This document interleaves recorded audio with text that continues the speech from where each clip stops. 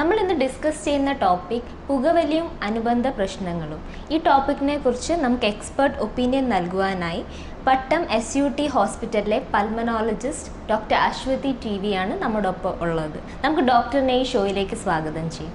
Welcome doctor. നമസ്കാരം madam. നമുക്കറിയാം, എല്ലാ സ്മോക്കേഴ്സിനും അറിയാം smoking is injurious to health. അത് സിഗരറ്റിൻ്റെ പാക്കിൽ തന്നെ എഴുതിയിട്ടുണ്ട്.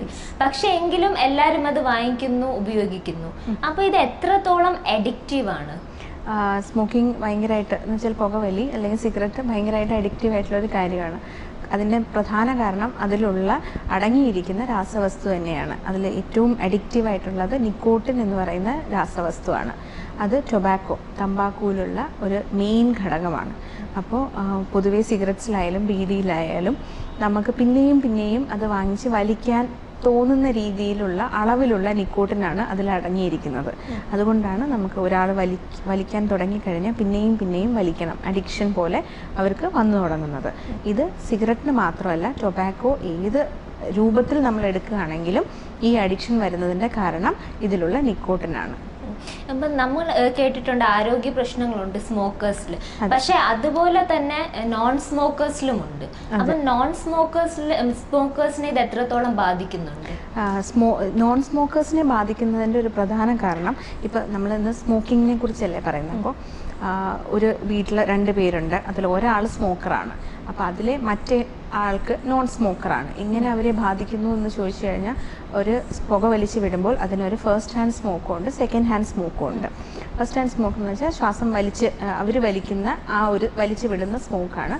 അതിൻ്റെ പുറത്തേക്ക് വിടുന്ന എക്സ്ട്രാ ആയിട്ട് വരുന്നതിനെയാണ് നമ്മൾ സെക്കൻഡ് ഹാൻഡ് സ്മോക്ക്. അതിനെ പാസീവ് സ്മോക്കിംഗ്, അത് നമ്മളെ കൂടെയുള്ള ചുറ്റുഭാഗമുള്ളവർക്കാണ് അത് ബാധിക്കുന്നത്. അത് ഒരു പുക വലിക്കുന്ന ആൾക്കുണ്ടാവുന്ന അസുഖങ്ങൾ എന്തൊക്കെയാണ്? അത് എല്ലാം തന്നെ നോൺ സ്മോക്കർ, പാസീവ് സ്മോക്കിംഗ് ഉള്ള സെക്കൻഡ് ഹാൻഡ് സ്മോക്ക് ശ്വസിക്കുന്ന എല്ലാവർക്കും ഈസി ആയിട്ട് വരും. കാരണം ഈ സെയിം സ്മോക്കാണ് അവരും അത് ശ്വസിക്കുന്നത്.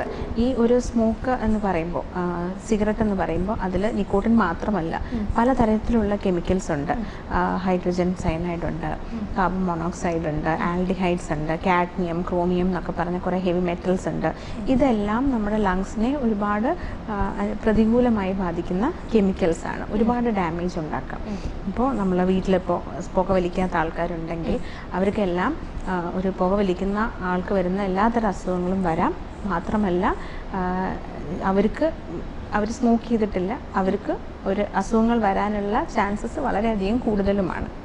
മാഡം, ഈ സ്മോക്കിംഗ് കൊണ്ടുണ്ടാകുന്ന ആരോഗ്യ പ്രശ്നങ്ങളെ കുറിച്ചൊന്ന് എലോബറേറ്റ് ചെയ്യാമോ?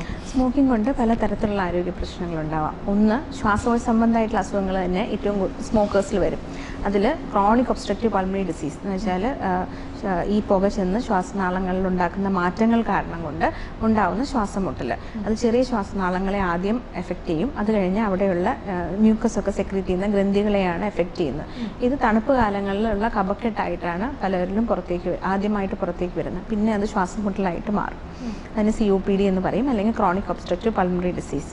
പിന്നെ ആസ്മയുള്ള ആൾക്കാരാണെങ്കിൽ അവർക്ക് ആസ്മയുടെ കൺട്രോൾ തീരെ കിട്ടില്ല, എപ്പോഴും ശ്വാസമുട്ടലായിരിക്കും. അത് ഈ സ്മോക്കും നിക്കോട്ടിൻ്റെ അലർജിയും എല്ലാം കാരണം കൊണ്ട് അവർക്കത് കൺട്രോളായി വരില്ല. പിന്നെ മറ്റ് വളരെ റെയറായിട്ടുള്ള പലതരത്തിലുള്ള ശ്വാസകോശ രോഗങ്ങളും സിഗരറ്റ് സ്മോക്കിംഗ്, പുക വലിക്കുന്നവരിൽ പൊതുവെ വരും.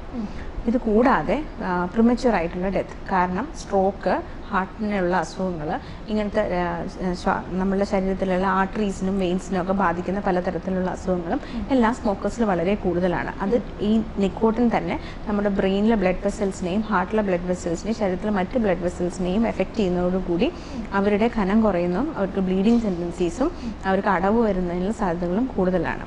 പിന്നെ ക്യാൻസർ, നമുക്ക് എല്ലാവർക്കും അറിയാം പുക വലിക്കുന്നത് ക്യാൻസർ ഉണ്ടാക്കും.